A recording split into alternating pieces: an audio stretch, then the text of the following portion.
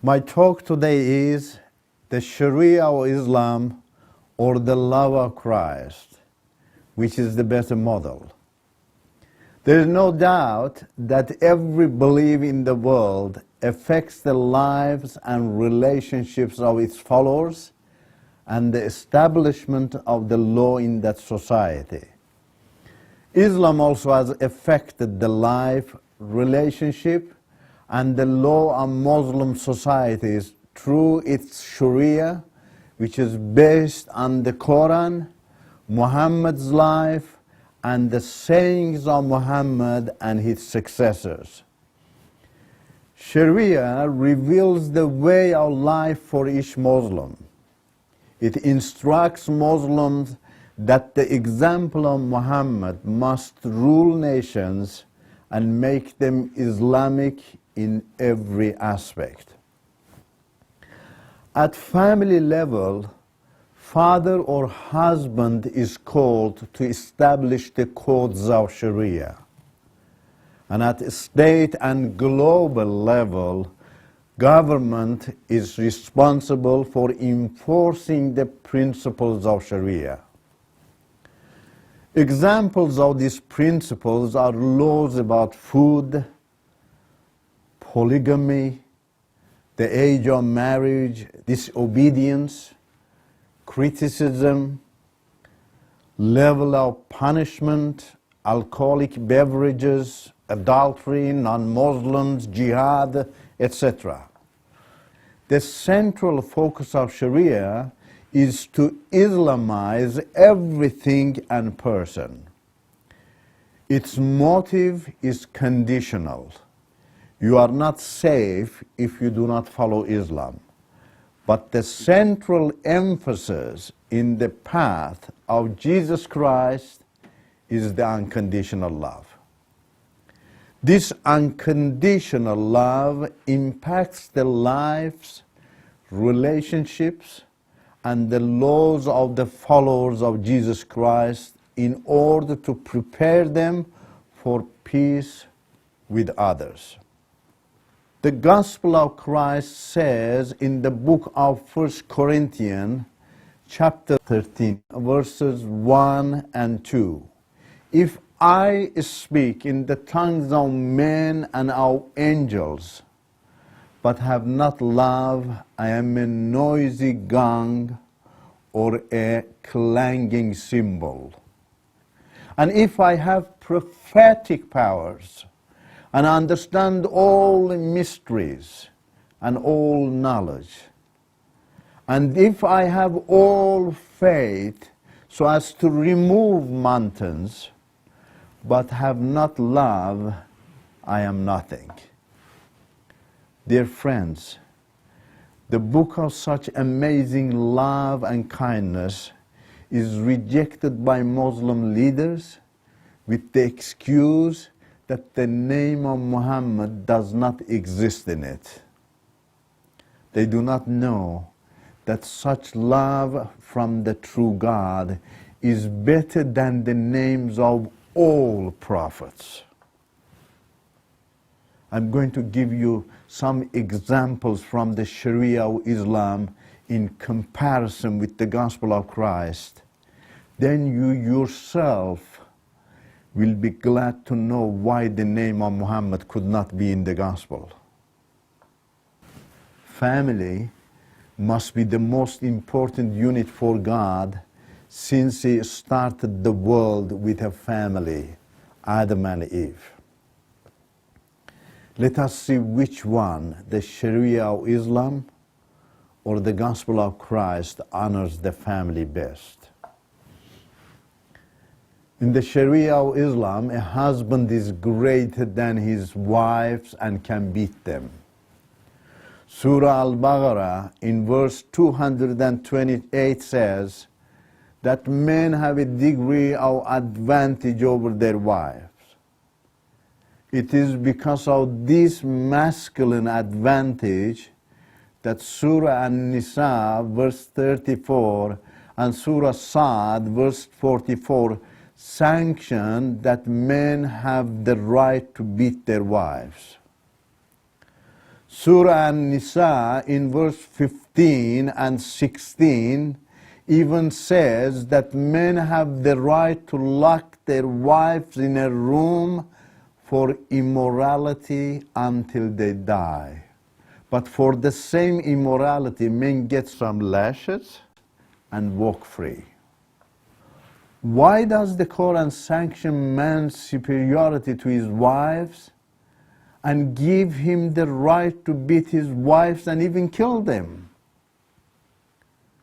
The reason of the Quran are Surah An-Nisa, verse 34, says that Allah has given men more strength to dominate women and force them to obedience.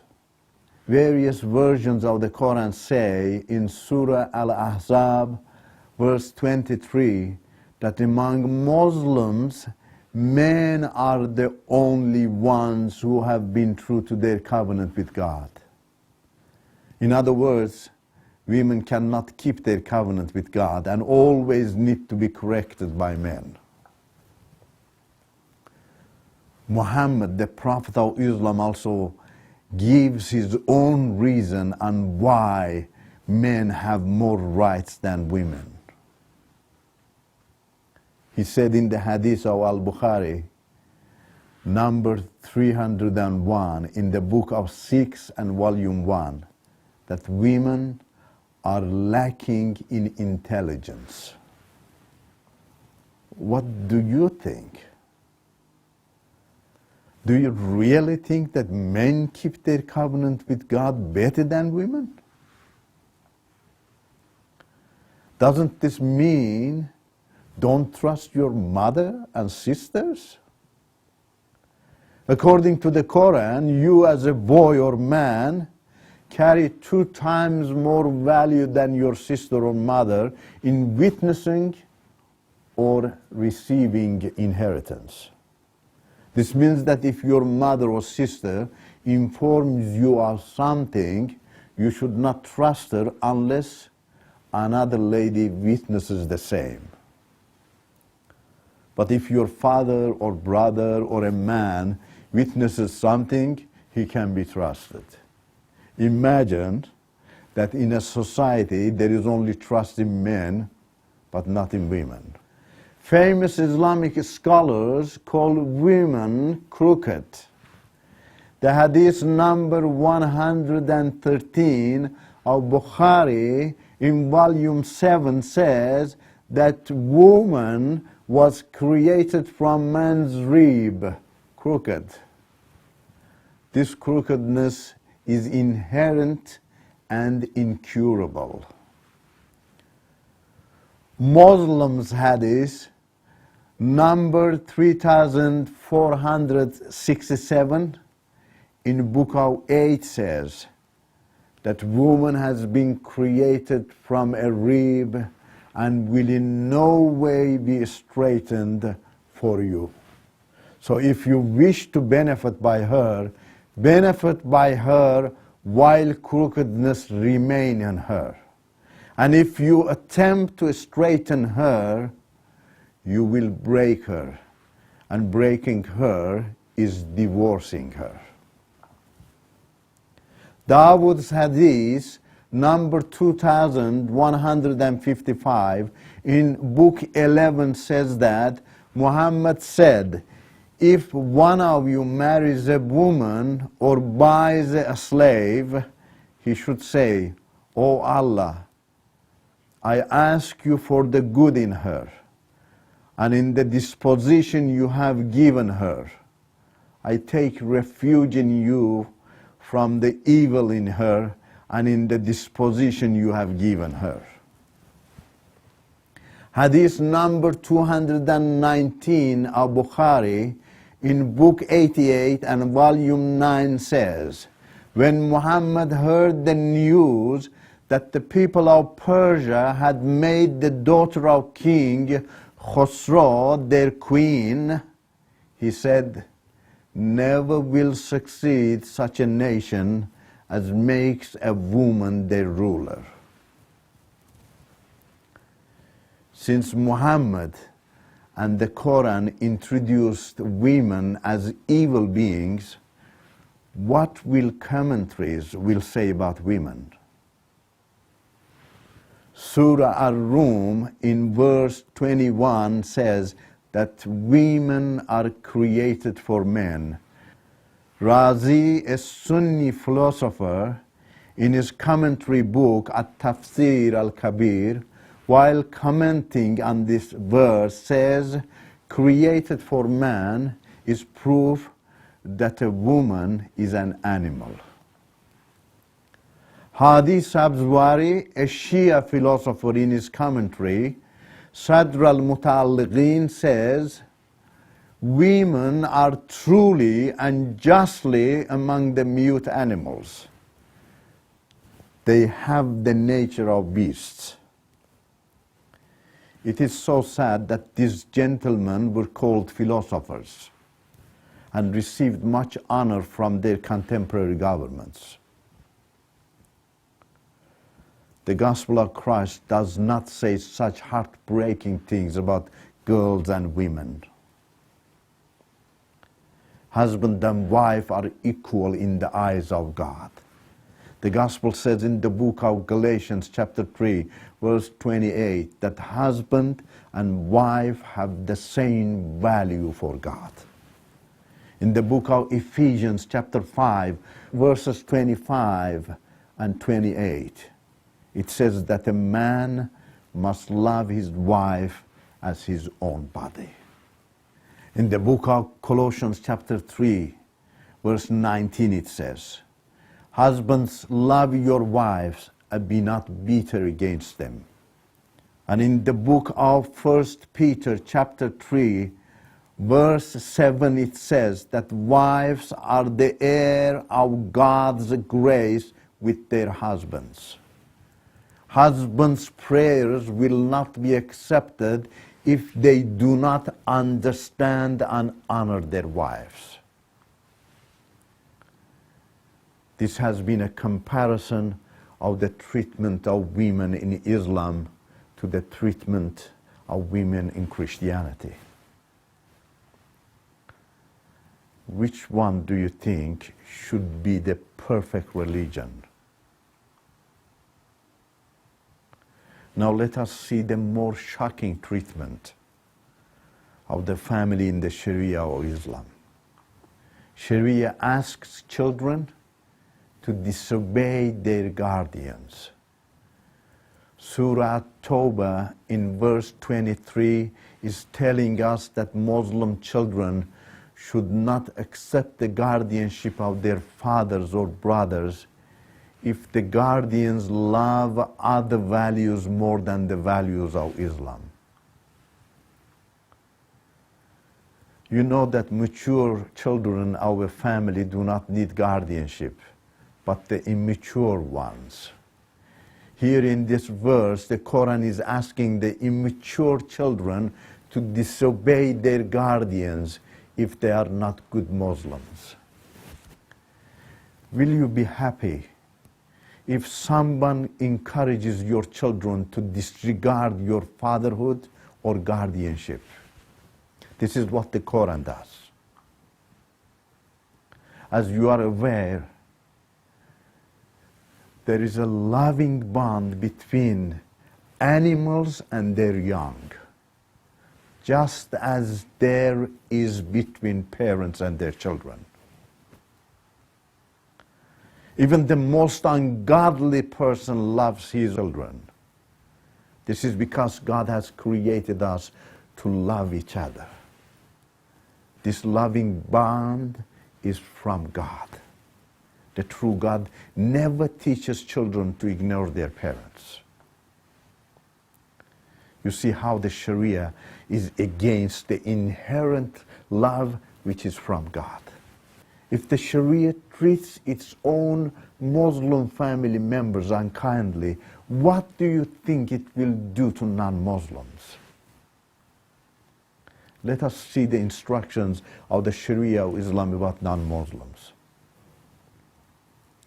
Sharia does not treat non-Muslims as human. The Quran calls non-Muslims unclean. This is why non-Muslims who work in Saudi Arabia should stay 24 kilometers away from Mecca. Again, this has been why some Muslims had no choice but to wash their hands after shaking hands with non-Muslims. Or if they offered food and water to non-Muslims, to wash their plates and glasses in an Islamic way. I was taught from childhood, if we touched the non-Muslim, we had to wash ourselves in an Islamic way to purify ourselves. The Quran also calls non-Muslim worst of beasts, dogs, pigs, monkeys, and donkeys. Calling others as animals is treason to God, to humanity, and even to Abraham, who is called the father of both Jews and Arabs. Muhammad and Jews are both the offsprings of Abraham. How can God, who loved Abraham, say to his face that his offspring are animals? How could the grandchild Muhammad tell his grandfather Abraham that his grandchildren from Isaac were animals? Only the grandchildren from Ishmael were humankind. Isn't this disrespectful to grandfather Abraham, who loves his own grandchildren? By calling Jews animal, you are indeed saying to the grandpa that he produced animals. Sharia calls non-Muslims animals in order to legitimize murdering them. Surah Al-Anfal in verse 39 says, slaughter non-Muslims until there is no more disbelief in the whole world and all submit to the religion of Allah alone. This is the motivation behind much of the terrorism towards non-Muslims taking place in some Islamic countries.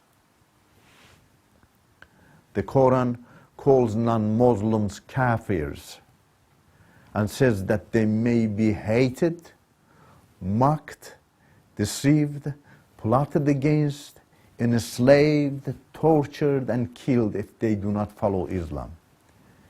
This kind of attitudes and actions are fully rejected in the gospel of Jesus Christ. The loving, compassionate, and kind God does not ask his followers to persecute others for the sake of their belief. Friends, there is not a single verse in the entire gospel of Jesus Christ to encourage hatred or murder.